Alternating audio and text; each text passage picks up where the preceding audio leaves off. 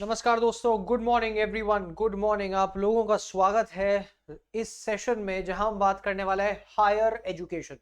Higher education paper number 1 का वो एक ऐसा रेयर पेपर है जो लोग भागते हैं भाई कि सर नहीं होगा, not possible.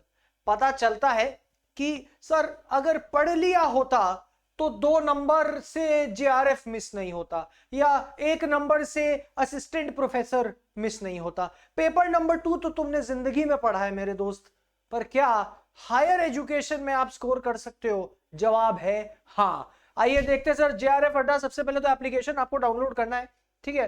You have to download the application JRF Adda by top experts. Download करें। इसके बाद अगर आपको कोई भी पीडीएफ चाहिए, अगर आपको कोई कंसर्न है और अगर आपको कोई भी डाउट है तो यहां टेलीग्राम ग्रुप को ज्वाइन कर लो। सब यही मिलेगा sir. One stop solution to all your problems will happen here JRF Adda, ठीक है सर।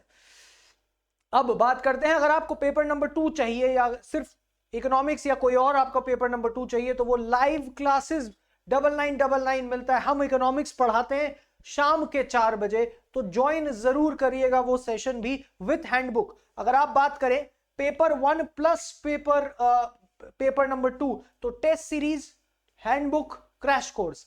जब बात आती है इस मूल्य की 13999, हमेशा वैल्यू देखो, क्या क्या मिल रहा है वो देखो। It is not about the money you are spending. वो इसकी बात नहीं है कि कितना पैसा दे रहे हो, इसकी बात है क्या वैल्यू मिल रही है।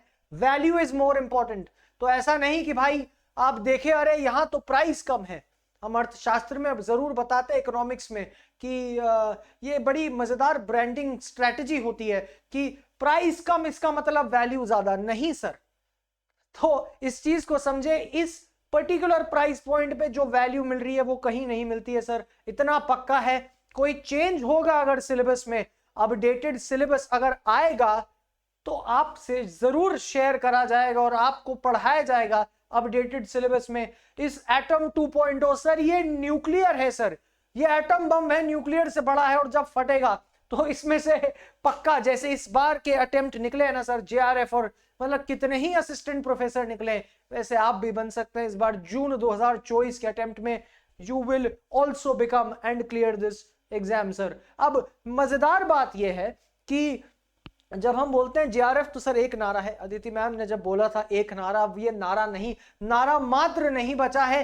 ये जो हुआ है वो ऐसा है कि मतलब अब ये एक वो जैसे कहते हैं ना कि अशोक के स्तंभ में एक इंस्क्रिप्शन डल गया था, वैसा ये इंस्क्रिप्शन है भाई। जेआरएफ मतलब जेआरएफ अड्डा। अगर 70% से ऊपर आपने स्कोर करा है यूजीसी नेट के अंदर तो आपको डिस्काउंट, स्कॉलरशिप डिस्काउंट है सर, सबके लिए अवेलेबल नहीं है।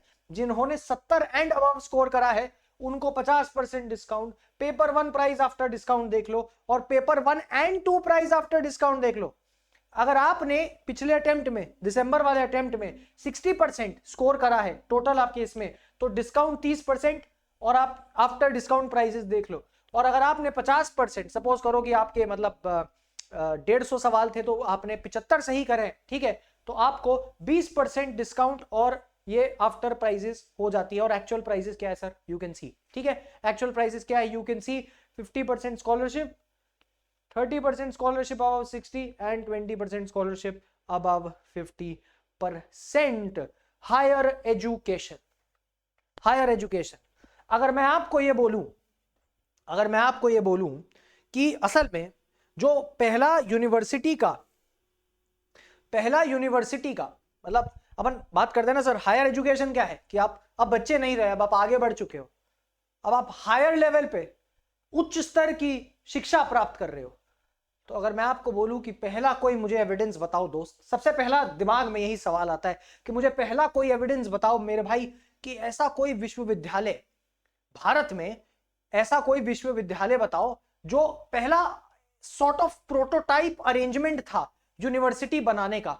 तो आपको मालूम पड़ेगा वो था 800 बीसी के अंदर, 800 बीसी के अंदर आर्यंकाज नाम के एक पर्टिकुलर इनिशिएटिव उन्होंने स्टार्ट करा जो basically forest dwellers, forest tribe थे, जहां उन्होंने यूनिवर्सिटी जैसा सिस्टम बनाने की कोशिश करी। कब की बात है ये, 800 बीसी। तब जब बाकी के देश बाकी के कॉन्टिनेंट एजुकेशन का ई नहीं जानते थे, हमने यहाँ पे यूनिवर्सिटी स्थापित कर ली थी, मतलब बना दिया था, वो एक एजुकेशन सिस्टम बना दिया था। ये फैक्ट काफी कम लोगों को मालूम है। क्या आपको ये पता है कि जब एजुकेशन भारत में, जब 1947 में आजादी मिली, 1947 में हमें इंडिपेंडेंस मिली, तब क्या स्टेटस था? अरे एजुकेशन था क्या? एजुकेशन की क्या प्रायोरिटी थी? तो एक अनुच्छेद मालूम पड़ता है, अनुच्छेद 45, article 45 of the Indian constitution, जिसको डीपीएसपी के अंदर कहा जाता है, directive principle of state policy. Directive principle of state policy क्या होता है मेरे भाई? Directive principle of state policy वो होता है कि एक डायरेक्टिव है स्टेट को। स्टेट कौन? देश। हमारा देश को हमारे पॉलिसी मेकर्स, कॉन्स्टिट्यूशन मेकर्स ने एक डायरेक्टिव दिया है कि मेरे भाई जब तुम पॉलिसी बनाओगे, कोई रूल, कोई कानून लेकर आओगे, तो इन बातों का जरूर ध्यान रख लेना। उन बातों का ध्यान में एक बात थी, आर्टिकल 45, आर्टिकल अनुच्छेद 45, एजुकेशन। दूसरी बात, डीपीएसपी जो है, directive principle of state policy, वो असल में कानूनी तौर पे लीगली इन्फोर्सेबल नहीं है। तो ये तो परेशानी हुई। इसके बाद में अब ये सवाल आया था बाद में कि अरे आर्टिकल 21A क्या है? आर्टिकल अनुच्छेद 21A क्या कहता है? Right to education. ये जो ए है ना, ए, सब क्लॉज ए, ये बाद में डाला गया था और बहुत बाद में डाला गया था। अब तो ये जो 21 है, ये फंडामेंटल राइट बन गया है। पहले डीपीएसपी था। तो ऐसी काफी फैक्ट्स जो रेलेवेंट हैं आपके एग्जाम से, वो आपको नॉट ओनली एनर्जेटिकली, ठीक है, एनर्जी हमारे इकोनॉमिक्स वाले बच्चे तो जानते हैं भाई हम क्या पढ़ाते हैं, दूसरे अब आप भी जानने वाले हो कि क्या होने वाला है। हायर एजुकेशन को ऐसा मतलब डल तरीके से पढ़ाया जाता है। मैंने कहा यार विजुअली पढ़ाएंगे भाई। देखिए हमारे गुरु है रचना मैम। रचना मैम से हमने जितना जो सीखा और जो मैंने मेरे जितने भी मैंने कंटिन्यूअस एग्जाम्स क्लियर करे हैं, उससे मुझे जितना पता है उसको आपको यही क्लास में पढ़ने को मिले। ऐसा नहीं कि भाई आप कहीं मतलब लगे हुए हो किताबों में, बोल रहे अरे कौन सी किताब पढ़े। नहीं भाई, पढ़ोगे यहीं पढ़ोगे और क्लास में सीख के जाओगे, ठीक है, और विजुअली सीख के जाओगे। कोई भी एक चीज, एक क्लास, एक क्षण बोरिंग नहीं होने वाला और मजा आएगा और मजे के साथ पढ़ेंगे। पर पहले ये समझ लेते हैं कि हायर एजुकेशन में आखिरकार पूछा क्या जाता है। जब आप यूजीसी की साइट पे जाओगे, आपको पेपर नंबर 1 में यूनिट नंबर 10, रोमन नंबर 10 में यहाँ पे हायर एजुकेशन की यूनिट मिलेगी और हम आपको हायर एजुकेशन पढ़ाने वाला है। ये समझते हैं सबसे पहले कि आता क्या है आखिरकार हायर एजुकेशन में, सवाल बनते कहाँ हैं और क्यों। ये एक ऐसी यूनिट है जिससे बच्चे खौफ खाते हैं, पढ़ने से भागते हैं और समझते हैं कि भैया ये तो रट्टा मारना पड़ जाएगा, यहाँ तो हमसे तो ना हो पाएगा। तो पहला जो पॉइंट है हायर एजुकेशन का वो ये है, हायर लर्निंग के इंस्टीट्यूशन इन एंशिएंट इंडिया। ठीक है, तो अब जैसे आप बोलोगे भैया तक्षशिला कहाँ है, तो कुछ लोग तो अभी भी मानते हैं कि तक्षशिला भारत में, नहीं भाई वो अफगानिस्तान में है। ठीक है, और काफी बार ऐसा हुआ था कि जो अभी बड़े रिसेंटली तक्षशिला के काफी रिकॉर्ड्स को तालिबान ने डिस्ट्रॉय भी करा था। तो Takshashila is not in India, Takshashila is in Afghanistan. ठीक है, नालंदा कहाँ है सबको पता है, बिहार के अंदर। ठीक है, पर क्या नालंदा और तक्षशिला के आसपास आगे आपको और एंशिएंट इंडियन एजुकेशन सिस्टम पता है? और उन एजुकेशन सिस्टम, उस एजुकेशन यूनिवर्सिटी के अंदर क्या मापदंड हुआ करते थे, क्या पढ़ाया जाता था, क्या सिस्टम किया जाता था। खैर अगर आप मिडिवल इंडिया की भी बात करें तो जो इस्लामिक एजुकेशन है उसमें क्या ऐसे कैरेक्टरिस्टिक्स है, क्या पूछे गए हैं, ये इंपॉर्टेंट सवाल है, ये इंपॉर्टेंट कैरेक्टरिस्टिक्स है जो पूछी जाती है और आती है सर। इसके बाद evolution of higher learning and research post independence, सारी कमिटी सर। देखो कमिटी को याद करने का तरीका कभी भी पॉइंटर से नहीं होता।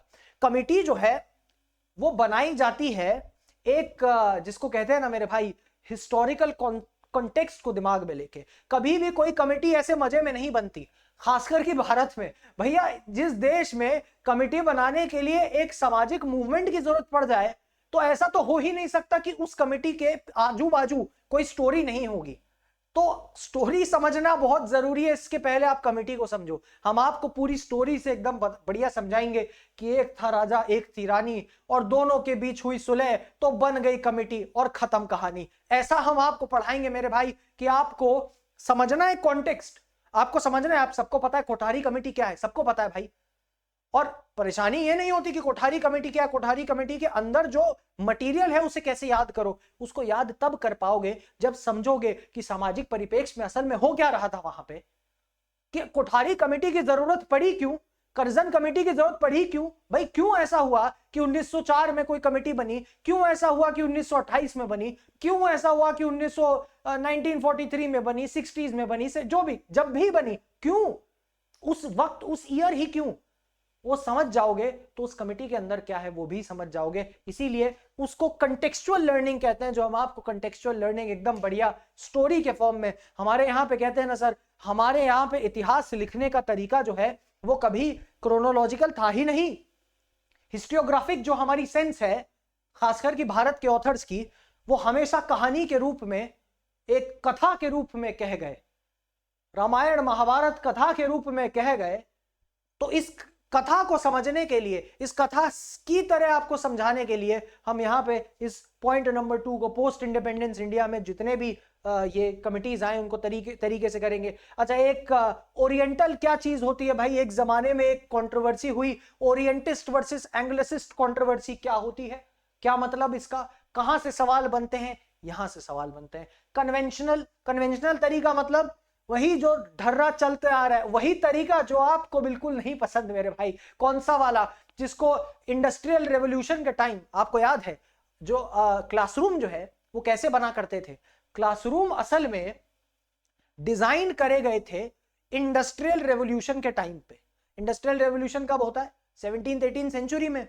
बेसिकली क्लासरूम को बनाने का तरीका, और आप क्लासरूम को डिजाइन भी करोगे ना आप, तो कैसे डिजाइन होता है देखो।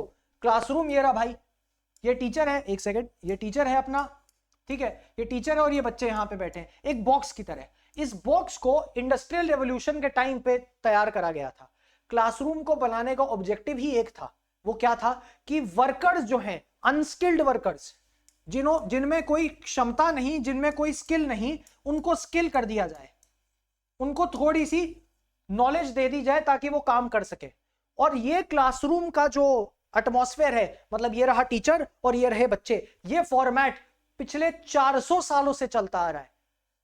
अभी मैं आपको एक एग्जांपल देता हूं। अदिति मैम गई थी एक स्कूल, मेरा उस स्कूल में जाना हुआ, उस स्कूल का नाम MGIS है, Mahatma Gandhi international school Ahmedabad. Ma'am ने उन क्लासरूम की पिक्चर्स पोस्ट करी है। क्या मजेदार कॉन्सेप्ट है उस क्लासरूम में। उस स्कूल में आप जाओगे तो मैं गया फर्स्ट फ्लोर पे, बाय द वे वो एक सरकार PPP मॉडल है, पब्लिक प्राइवेट पार्टनरशिप मॉडल। तो वहां पे टीचर यहां रहता है, टीचर सेंटर में रहता है और बच्चे पूरे टीचर को घेरते हुए बैठते हैं। मतलब सिर्फ अगर आप अरेंजमेंट चेंज कर दो एक कक्षा का, सिर्फ क्लासरूम का अरेंजमेंट अगर आप चेंज कर दो तो पढ़ने का तरीका और नजरिया बदल जाता है। यह है कन्वेंशनल तरीका। और अनकन्वेंशनल तरीका क्या, ट्रेडिशनल क्या, जो आप कर रहे हो। हम पढ़ा रहे हैं, हमारे सामने यहां कोई बच्चा नहीं बैठा, एकदम दीवार, हम और आप अपने घर पे बैठे, ठीक है, सोफे पे बैठे, अभी तो सुबह सुबह हो रखी होगी तो चाय पी रहे होगे, ठीक है। तो बस ये अनकन्वेंशनल तरीका। ऐसे क्वेश्चंस आने संभव भी है और आते भी हैं। सिमिलरली प्रोफेशनल, अब प्रोफेशनल मतलब जो, जैसे कि medical council of India MCI, bar council of India BCI। क्या आपको ये पता है, क्या आपको ये बात पता है, लॉयर और एडवोकेट में असल में इतना सा डिफरेंस होता है। जो बच्चा LLB करके निकलेगा, जो बच्चा LLB करके निकलेगा वो होगा लॉयर, ठीक है, पर क्या वो लॉयर एडवोकेट होगा, बिल्कुल भी नहीं। उसको बार काउंसिल ऑफ इंडिया का एग्जाम देना पड़ेगा, लाइसेंस के लिए अप्लाई करना पड़ेगा, तब जाके वो एडवोकेट कहलाएगा। तो लॉयर तो आपको बहुत मिलेंगे, पर एडवोकेट जो है वो एक पर्टिकुलर एग्जाम देने के बाद ही बनता है। वही MCI, आपने एक एग्जाम का नाम सुना होगा, नेक्स्ट, NEXT। क्या है नेक्स्ट, क्यों निकाला गया, क्यों बनाया, हर चीज का मैपिंग होगी, तरीके से आपको सिखाया जाएगा। Non conventional technical and skill based education, AICTE, NEP के अंदर कौन सी बॉडी है, आपको पता होनी चाहिए बात, कमेंट करो। NEP के अंदर कौन सी प्रोफेशनल बॉडी का जिक्र है जो ये technical and skill based education करवाती है, NEP, नेशनल एजुकेशन पॉलिसी, ठीक है। मेरी मुलाकात एक IAS अफसर से हुई थी। I was very fortunate and it was my the humblest experience ever that I got the most privileged opportunity to meet the person who was the architect behind national education policy. अब ये जो लोग होते हैं, personalities होती है ना, ये अननोन मतलब चली जाती है, पर she is so vast in her knowledge and you know the humblest ever. ठीक है, तो मिसेस अनीता मैम, ठीक है, आईएएस ऑफिसर है, and the knowledge that she has about national education policy, architect of national education policy ये 2020 वाली, मतलब it is unbelievable.